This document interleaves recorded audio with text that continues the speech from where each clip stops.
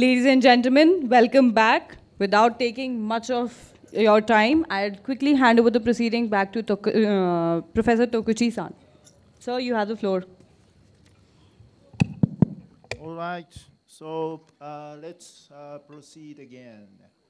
There are two more speakers. The first one is Captain Alastair Cooper of Royal Australian Navy in person. And also there is one more speaker, Dr. Sarah Kirchenberger of Kiel Universität. She's participating online, I think. So if it's okay, please, Captain Cooper, the floor is yours.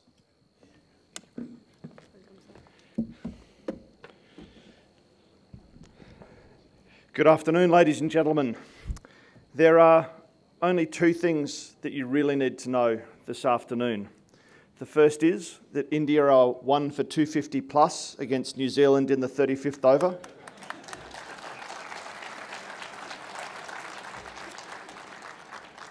As of last reports, there's a fighting chance Kohli will get another century. The second thing that you need to know is that the weather in Kolkata, looks like it will not be wet, so it won't get rained out, and there's a fair chance Australia will be able to beat South Africa.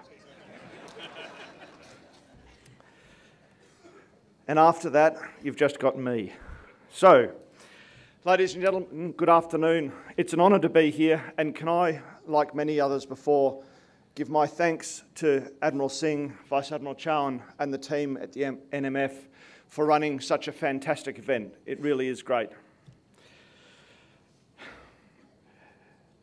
The topic of my presentation today is Resisting Trade Coercion, Australia, India, Maritime Alternatives. And my intention is to provide you with a naval perspective on this topic. I intend to cover the following areas. First, to understand the options for Australia and India to resist trade coercion in periods of competition or contestation. Second, to discuss trade coercion and how it relates to as a form of disruption to normal trade. In this, I'd particularly like to draw your attention to the fact that while trade coercion has, in most circumstances, very little to do with naval forces, it is still something that navies should seek to take a keen interest in. Third, I'd like to talk a little bit about the difference between trade and supply, and emphasise that it's the supply of essential goods and services for which navies must be most concerned. Fourth, I think it's also worthwhile understanding that it's not simply the seaborne leg of trade or supply that navies must understand, that there must be an appreciation for the information, finance, insurance and industry aspects that also apply. Fifth, I think the experience of Australia and India during the Second World War gives us some understanding of the pressures that might exist during conflict. Here, the key role of shipping is worthwhile paying attention to, and what happens when that is disrupted. And finally, I'd like to reflect on the scale, complexity of global maritime trade, which has changed significantly in the last 50 years. And suggest to you that it's possible we do not understand the way in which trade disruptions could play out today. Returning to trade coercion, it can come in many different forms: refusal to buy a particular good or service, refusal to sell them, or the use of tariffs or regulations. The intent of the instigator of the trade coercion is to punish or change the policy or behaviour of the target country. It's usually in the context of coercive trade practices, the policy or behaviour is not usually directly related to the trade or commercial issue. They're often seen as areas in which one nation has a very high percentage of the production or consumption of a particular good or service. So while monopoly or monopsony power is not absolute, there are certainly elements of that that can be discerned. China is one nation thought to use coercive trade practices. Its imposition of trade restrictions on Australian wine, timber and barley are widely believed to have been a response to the Australian government's statements about the origin of COVID-19. Similarly, the Chinese management of rare earth quotas for Japan was widely perceived to have been, in part, a response to the 2010 collision between a Japanese Coast Guard vessel and a Chinese fishing vessel off the Senkaku. So the refusal to sell rare earths was perceived to be a response to the Japanese government's actions. While such actions are against the rules set by the World Trade Organization, because the coercive intent is unstated and because the remedying the situation takes time, it is in fact very hard to address. The challenge is only increased because coercive trade practices are often only distinguished from legitimate competitive practices by their context, timing, and the potential disruption they might cause if fully effective. I emphasise potential disruption if fully effective, because the experience of many coercive trade practices is that they are often only partially effective in the short term and generate longer-term responses to mitigate the impact of similar actions in future. Looking at the actions taken by China, it is tempting to suggest the answer to such coercive trade practices is simply to trade with a more reliable, trustworthy partner. And as I've been asked to look at India and Australia trade alternatives, you could indeed conclude that there are many good reasons for increased bilateral trade. So, while this would indeed be a good thing, I think it is only a partial answer. If we examine the impact of China's recent attempts to use coercive trade practices against Australia, we can see the attempt was ultimately unsuccessful. There was certainly an impact on the industries producing the goods that were targeted, but the overall global supply and demand was still constant. So the attempt at coercion led to changes in trade flows, greatly minimising the harm.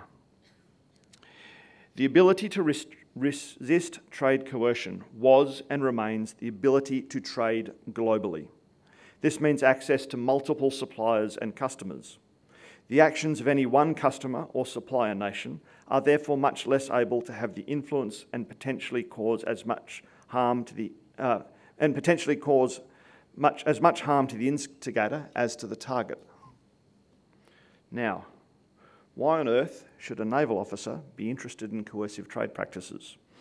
On the face of it, what I've described to you has very little or nothing to do with navies. I put it to you that coercive trade practices are essentially a form of disruption to trade. And while during peace the responses to such disruptions are little or nothing to do with navies, in periods of conflict, protecting the ability to trade is absolutely core Navy business.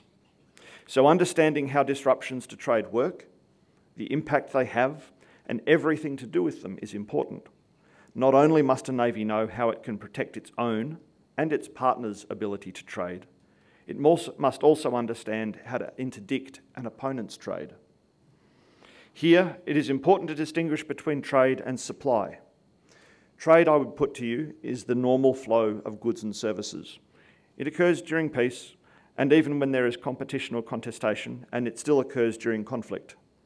But the driver of trade is economic, for companies to make profits. All a good thing. Supply, by contrast, is all about the provision of essential goods and services. Exactly what is essential will vary from country to country, but liquid fuels, foodstuffs, and the means to produce them are essential supplies for most nations. Without them, a nation cannot provide for its people, let alone maintain the ability to participate in a conflict. This is the most fundamental purpose for a navy. It is important too for navies not to focus only on the seaborne aspect of supply. Supply of essential goods and services is still a form of economic activity. So while it has a much greater element of government engagement, the needs of industry, financiers, insurance and customers must still be considered if the supply is to be sustainable. All of these aspects of the system are potential points of interdiction and must be understood, even if the naval focus is on the seaborne leg. Australia's and India's Second World War experience gives us some practical insights into the impact conflict can have and the need to focus on the supply of essential goods and services. The first observation to be made is that shipping was limited. The need to convoy or use evasive routes, as well as the loss of shipping due to enemy action, meant there was a reduction in the shipping capacity available to both countries. This in turn drove a focus on prioritising shipping for essential supplies and also on the most efficient use of the available shipping for both trade and supply. For India and Australia, the changed shipping patterns established greater links outside the British Empire's preferential trading system, India with the Middle East and Africa, and Australia with the United States. For Australia in particular, it demonstrated the potential for shipping to be diverted away from Australia. With no merchant fleet of its own and located away from major trading routes, Australia was, and is, dependent on commercial shipping having a reason to service Australia, and during conflict being allowed to do so. The ability to trade was still fundamental, but the form and volume of the trade was driven by limitations on shipping and the need to prioritise supplies for Britain and the United States. The overall volume of Australian trade in many sectors dropped as a consequence. For example, shipments of wool, a major export at the time, were about £89 million per annum in 1939-40, but dropped to between £550 and £600 billion for most of the war, the exception being 1941-42, when shipments were over £1 million. Likewise, wheat and most meat exports were greatly reduced during the war because of the limited availability of refrigerated shipping. Australia-India trade links were relatively limited, notwithstanding the proximity of the two nations, and also because peacetime trade was not large, so the economies were not as well integrated as they might have been. What does this tell us 80 years on from that terrible conflict? Obviously, shipping is still crucial. Much Australian wheat production was sent to the United Kingdom, but during the war that was displaced by Canadian supply, which required much less shipping. As a passing thought, it would be interesting to use tonne-mile statistics, a measure of how much and how far a nation's exports go, as a measure of trade vulnerability. But the global trading system has changed in many ways. No longer is it dominated by tankers and break bulk services linking supplier and customer ports. Tankers are obviously still important, but break bulk has almost been completely replaced by containerised services. And the container services operate on a sophisticated hub and spoke system. It's exceptionally efficient, but it is less resilient to the impact, but is it as resilient to the impact of conflict as the shipping system was in the Second World War?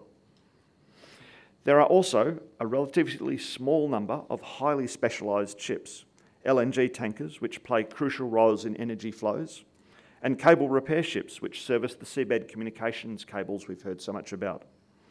There is little spare capacity in either of these sectors, so the impact of disruption, were one to occur, you would think would it be increased. Containerisation has also led to a massive increase in global trade.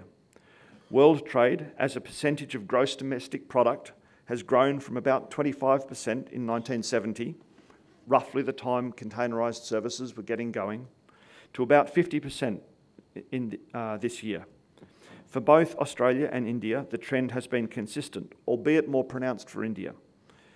The implication being that both nations increasingly rely on the ability to trade for their national prosperity and way of life. Supply chains are now routinely international for very large proportions of the goods and services consumed by all nations. For example, the Boeing 727, introduced into service in the early 1960s, had about 2% of its parts made outside the United States. The Air India Boeing 787, which flew me from Sydney to Delhi, had over 50% of its parts made outside the United States, from over 50 countries around the world. As a consequence, the definition of what is essential is almost certainly different and quite probably broader. Even knowing exactly the extent of a supply chain can be difficult, and this matters because navies need to know what needs protection, when and where. Likewise, knowing what to interdict and how. It's also worth noting that in addition to the ability to trade being critical, technological progress has expanded the human presence in the maritime environment. Offshore oil and gas, fish farms, desalination plants, and increasingly offshore wind farms are all forms of critical infrastructure. They all provide supplies of essential goods and services, food, water, and energy. And they are all in or immediately accessible from the sea. When you add in the seabed communication cables, which carry almost all of the data on which our modern information economies and ways of life depend, and the growing ability to surveil very large swathes of the maritime environment, it is reasonable to conclude that most nations are increasingly dependent on the sea, and that there are larger numbers of ways that dependence can be disrupted. It is also true that no nation has the ability to protect all of its interests at sea. They are simply too widespread. The path to success requires cooperation. None of the points that I'm making to you are new, but likewise, none of them are questions that can be answered and then left. They must be continually addressed. So where does this leave Australia in India and maritime alternatives? The first thing to say is that while navies are an important essential element, they are only one part of a nation's overall maritime ecosystem.